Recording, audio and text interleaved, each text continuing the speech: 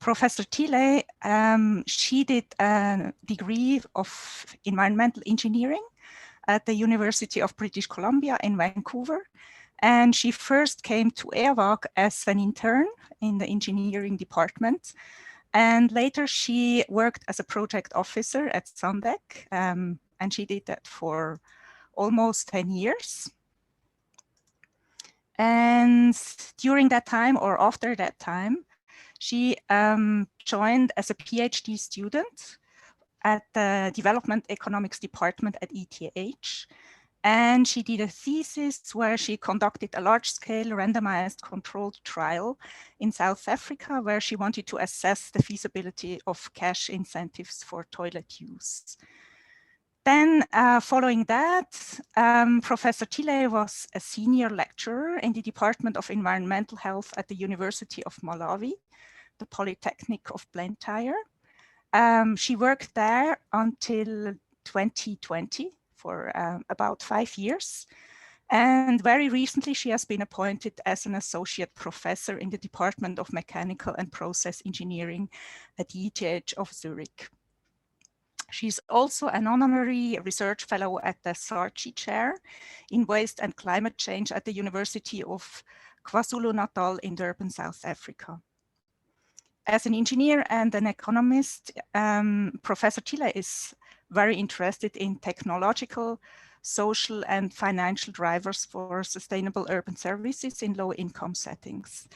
And her current work is focused on the impacts of solid waste management on sanitation systems, air quality, and well-being in the growing cities of the Global South. In the presentation today, Professor Tilley will reflect on her experiences during 5 years of teaching, supervising, and conducting research at the University of Malawi.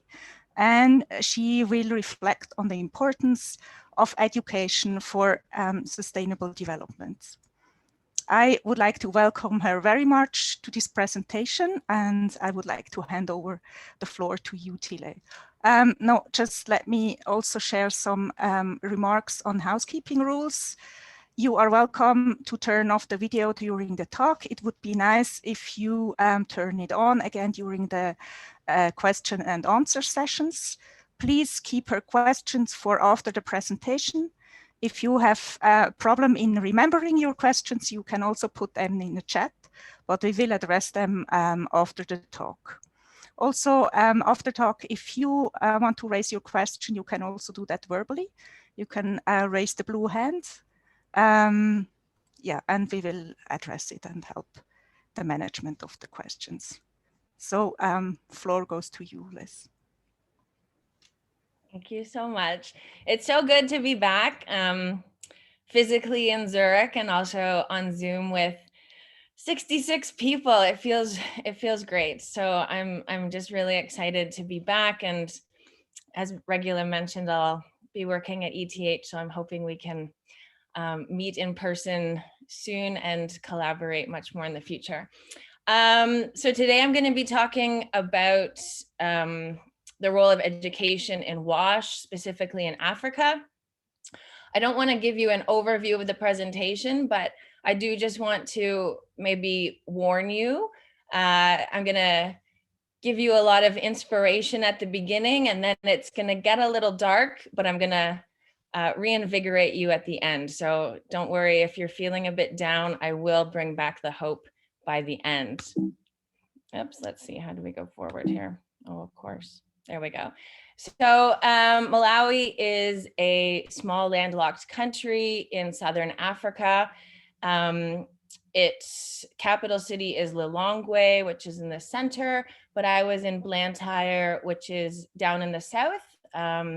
Mozambique wraps around Malawi in the southern part and shares quite a long border, also with Tanzania and Zambia in the north.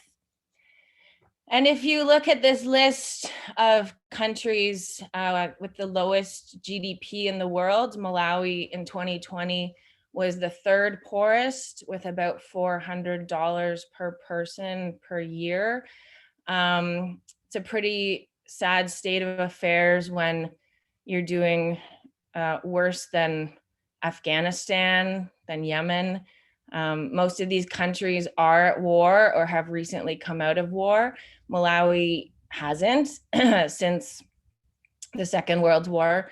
Malawi hasn't been involved in any war. So the roots of the poverty are complex, certainly related to the fact that it is landlocked, but in really the bottom list of indicators for many things. In terms of drinking water, we all know the JMP data that's been collected from 2000 till 2017.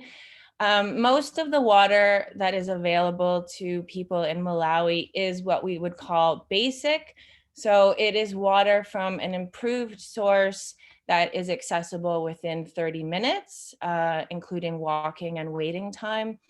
Unfortunately, none of the water has been categorized as safely managed, so there is a large gap, but luckily not many people using still surface water or unimproved sources in the last few years anyways.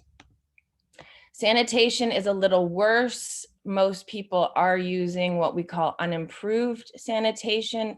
So that is a pit latrine without a slab or a platform, or alternatively, some sort of bucket latrine. There is a growing small percentage of people that do have access to basic sanitation, so a facility that's on site and safely managed but not shared. Whereas you can also see there's no dark green, so actually no one is categorized as having safely managed.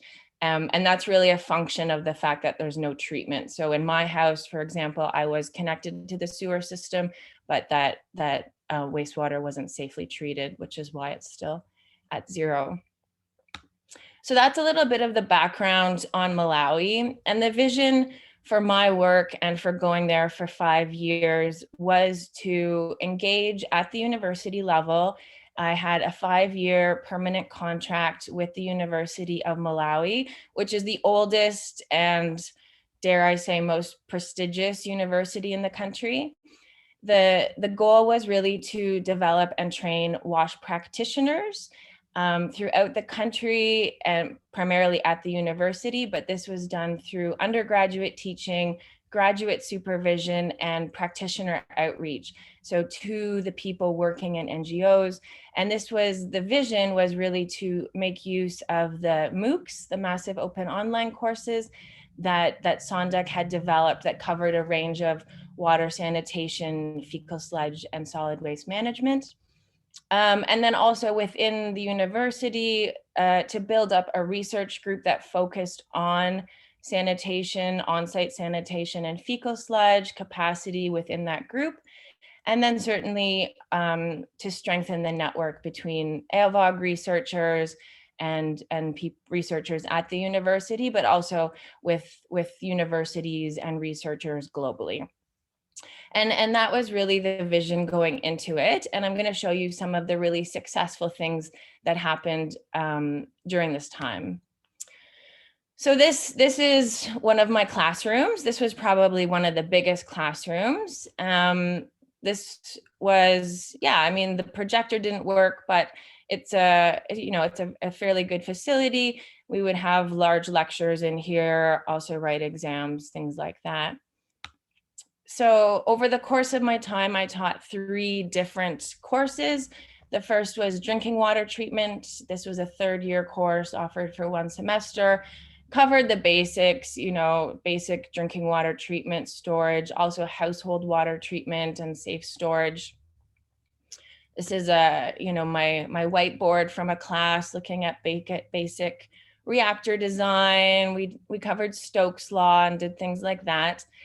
I also tried to integrate a lot of field trips. I was very lucky to have a 3,000 franc travel budget. So used a lot of this for transporting my classes to see different facilities in the city. This is the wastewater treatment plant, which obviously needs a bit of work. But again, it's a really excellent learning opportunity for students, and then also sort of a case study to think about why it doesn't work.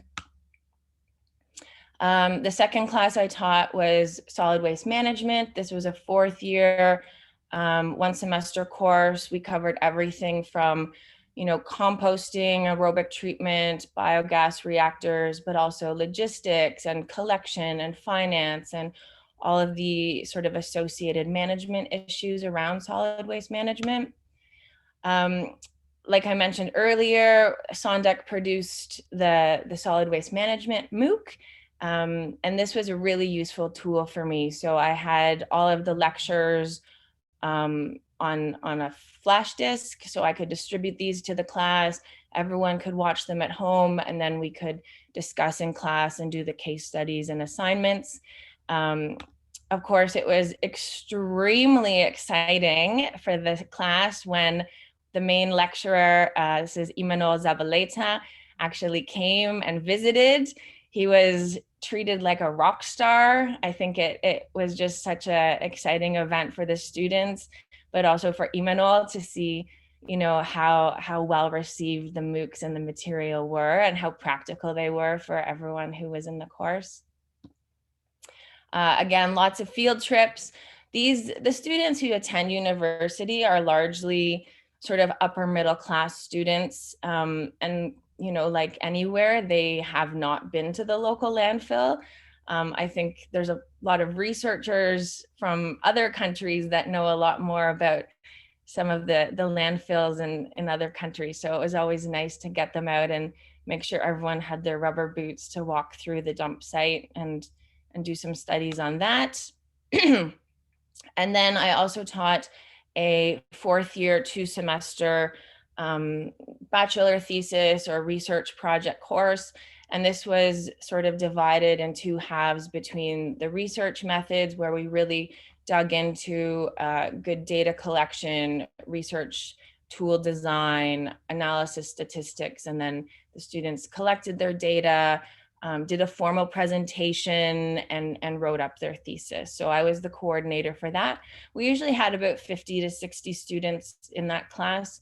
And again, it wasn't going to get published in Nature, but this is an example of one nice bachelor's thesis. Tawela, she looked at drying time of a fecal sludge drying bed, looked at moisture content for a month. Really just a nice, clear, locally appropriate piece of research. Another student looked at plastic pollution in Lake Malawi, which is one of the largest and most beautiful freshwater lakes in Africa. So, did a really simple quality and characterization study of the trash that was in the river, or the lake rather, and wrote up a nice report. So these were kind of the very local, relevant, but simple and practical types of 4th year bachelor's thesis projects that they did. In terms of graduate studies, I had about 20 different master's students over my time there. This is just sort of a list. I color coded the topics. You can see these are where the blue is water, the red is sanitation, and the green is solid waste management.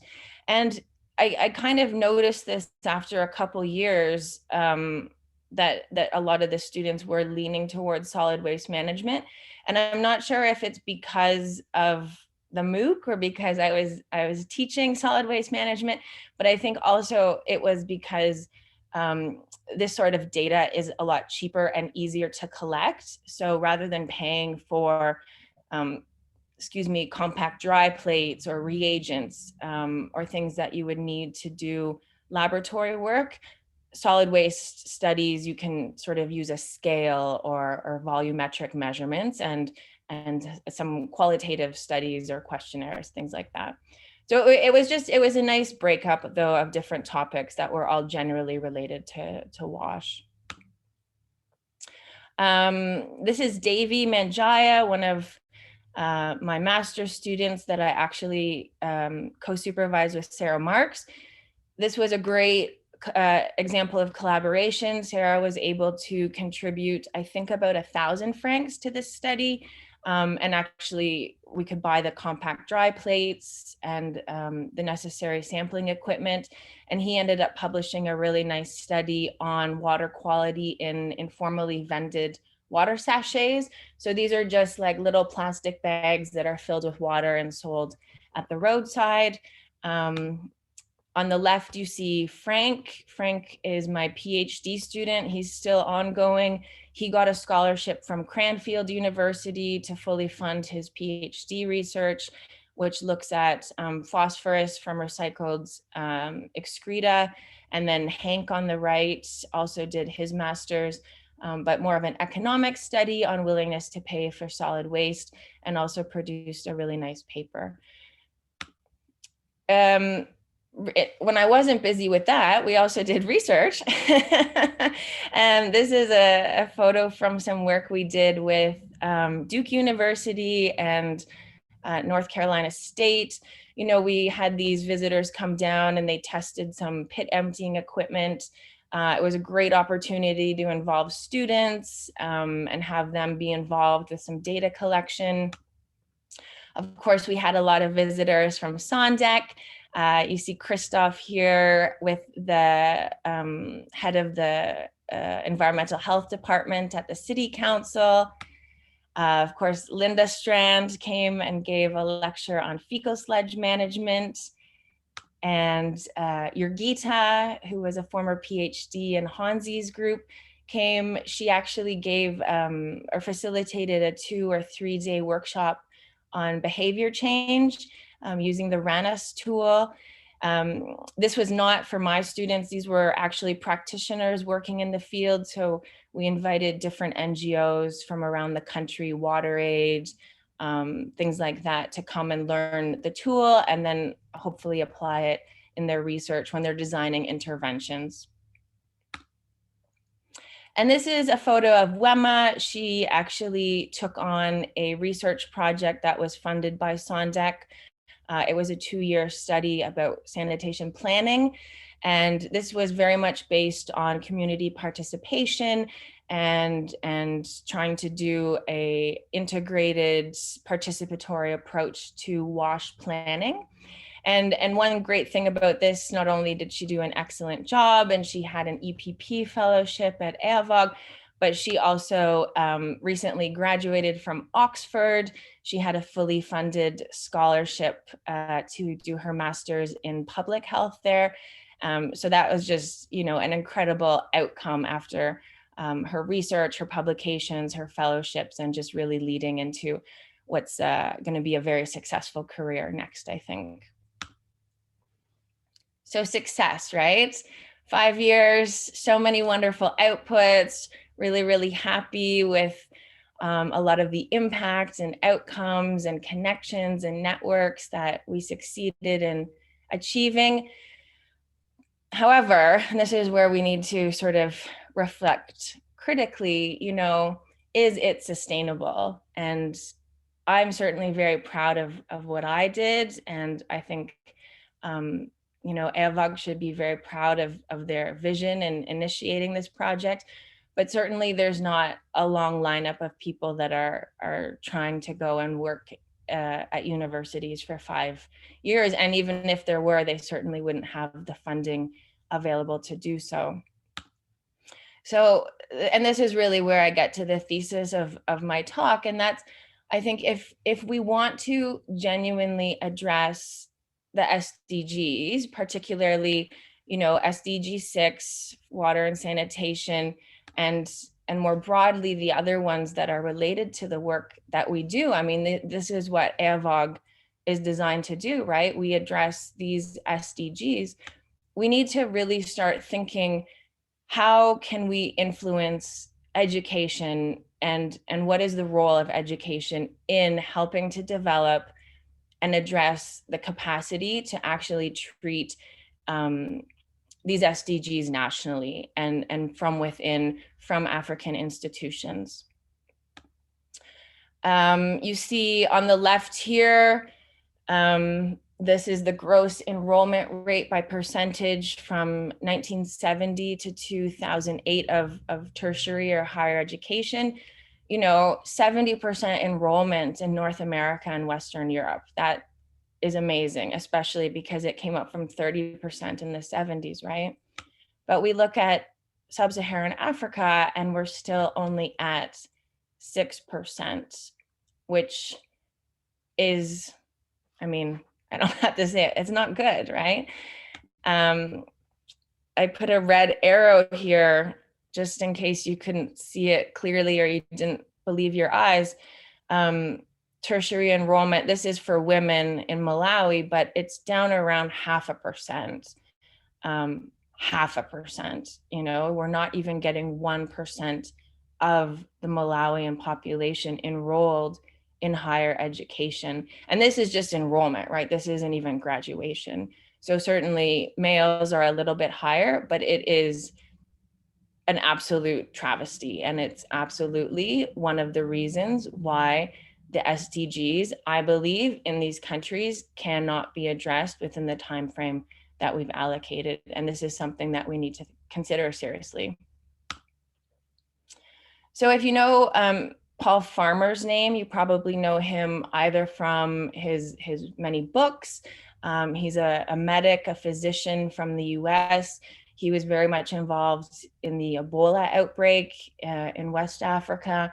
And he started actually a very famous NGO institute called Partners in Health. And he, in his work, has tried to sort of radically transform the healthcare systems of Africa so that they're not so vulnerable to outbreaks and that they are more sustainable and more resilient in the face of unknown catastrophes. And he uses a 4S framework in his work. So staff, obviously doctors and nurses, stuff, having the medical equipment, just the basic supplies, space, making sure there's a sanitary environment for treatment, and the systems. STPH actually does a lot on healthcare systems, and these you could almost argue are one of the most important parts, but certainly the ways that the systems are organized in terms of patient monitoring, systems monitoring within the treatment system. So I like to apply this and think about how we can use this framework to higher education in Africa. And so I'm going to go through some of the facts and some of the realities of these 4 S's within the context, most specifically to mine that I observed. So in terms of staff, probably about 80 to 90% of the faculty at the university where I worked were graduates of that university. So there's very little integration or very little cross-fertilization from other universities. And I think that's something that a lot of big name universities now are advertising as such a benefit to their curriculum, to their research, right? ETH certainly markets itself as having a very diverse faculty. And this is something that Malawi, and I'm assuming a lot of other African universities, don't have. And because the system is based on rote learning and old material and material that stays in the country, there is very little turnover within the system. Also, the faculty are paid very, very low. We know this. Faculty at my university made about 1,500 francs a month, and then minus taxes and all that stuff. And so certainly if you do get a foreign education, you are going to get a much better job in the private sector. So whether you're going to work for the World Bank or USAID or start a company and do consulting, you know, there are very few incentives to go and work in academia. And then the staff that do stay, you know, they have many other commitments and jobs. So whether it's they're running a consulting company or they have companies that they run independently, they're spending a lot of time away from the university. They're not there all day. They're not there every day. And as a result, the teaching and the research really suffers. And certainly there's no support staff. So, you know, I have 50 exams to mark.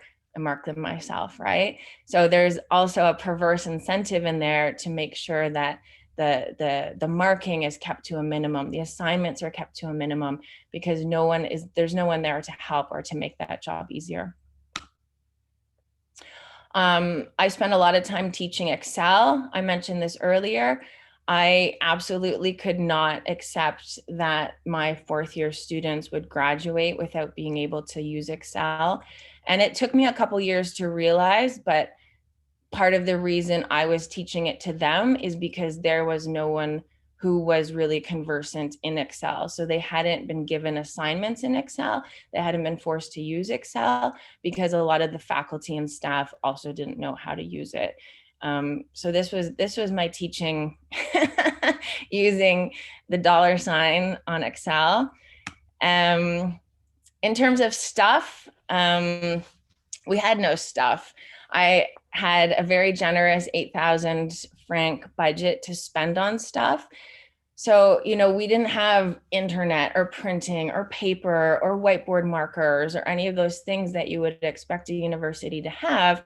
So, I was one of the only lecturers that would give out printed materials, that would give out worksheets or things that students could read. I would always print out the Excel textbook. I made as many documents as possible available on printed paper. I also developed the habit of giving out notebooks and pens to students, because either they wouldn't come with a notebook, or they wouldn't take notes, or they were using one notebook for 10 courses and they were trying to take as few notes as possible, right?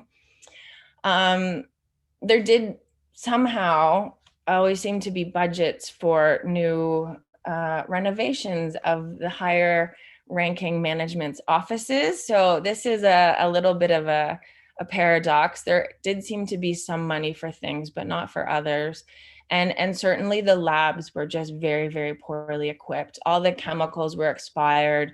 I would try to save some extra lab materials from funded projects that I had to give to students, let them use some extra plates or whatever, just because the labs actually had nothing, microscopes from the 60s and things like that.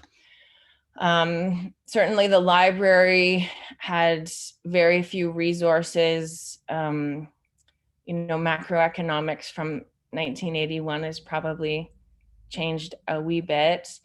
This was our lab fridge. You could argue certainly that this is a result of poor maintenance, but there's also, power surges, and, the electricity is coming on and off, and there's a lot of issues that go into it. And so this is not necessarily about stuff per se, but certainly part of, we could do with a new fridge, maybe, is my point.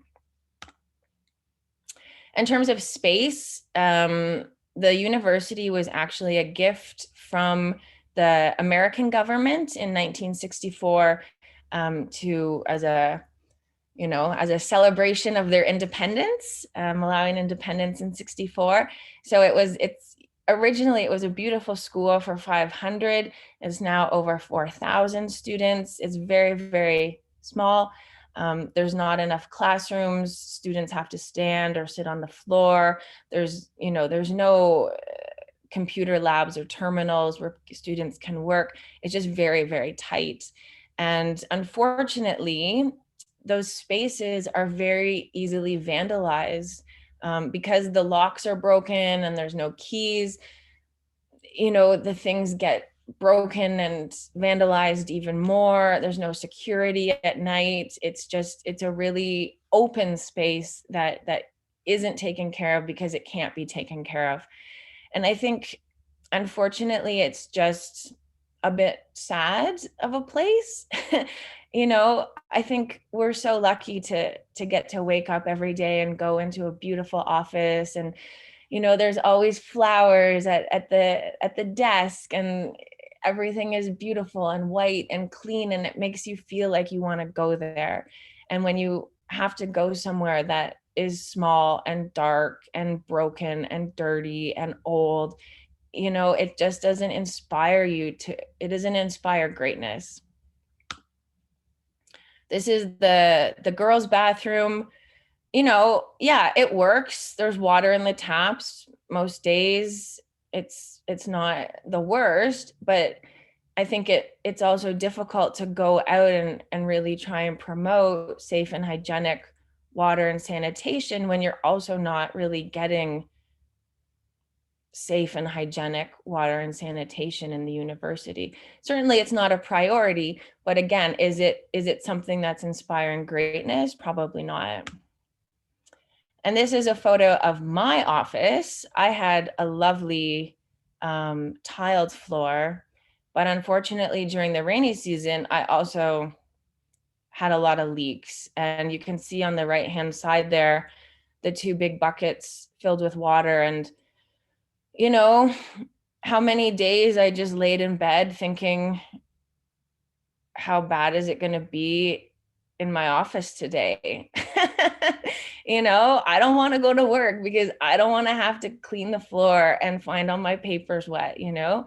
It's just the space really does influence your mental health and your willingness to be better and to do great stuff. If you're depressed and you're fearful and you're anxious, it just makes it really hard to commit to reviewer comments, you know?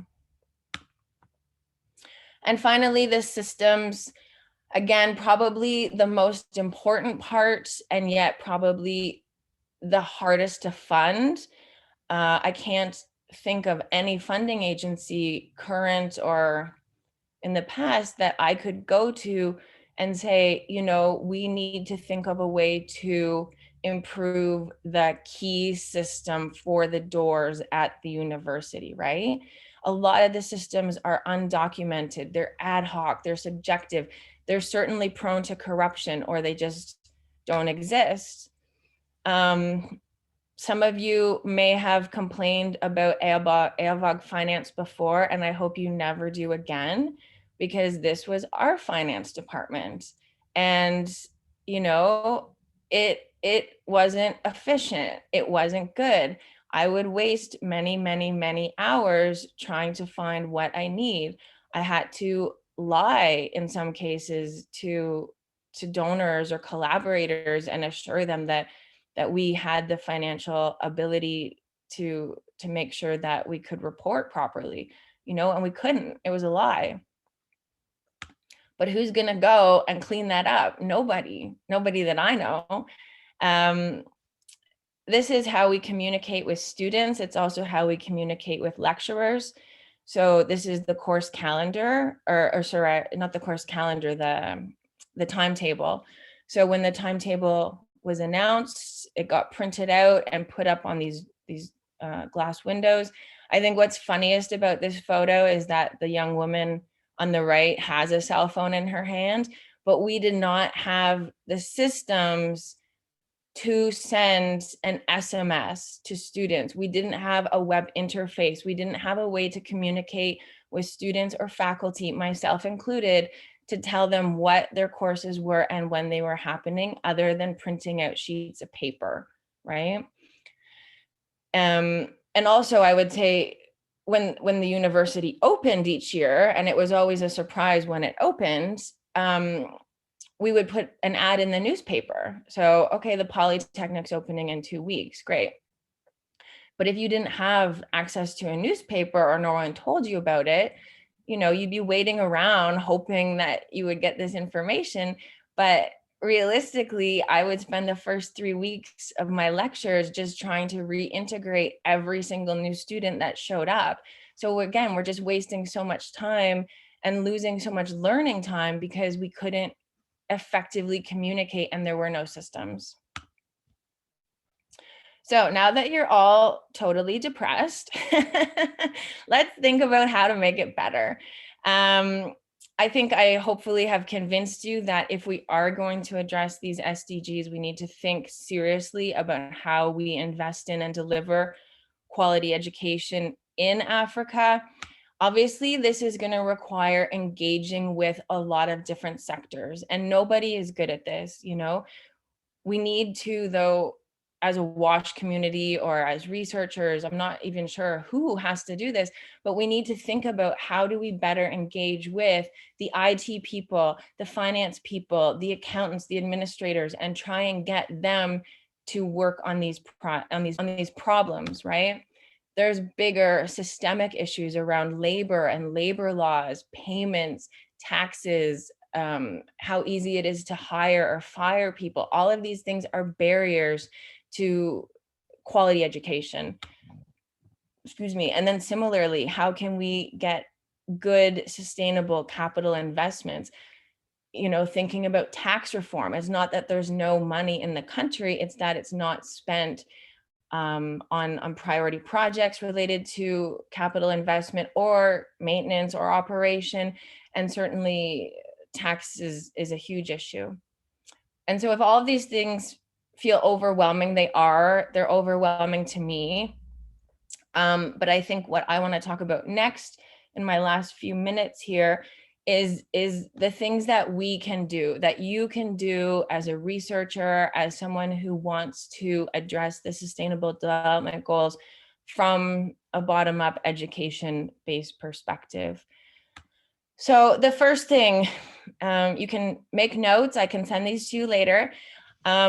Really concrete, sitting at your desk, sitting on your bed, wherever you want to be comfortable.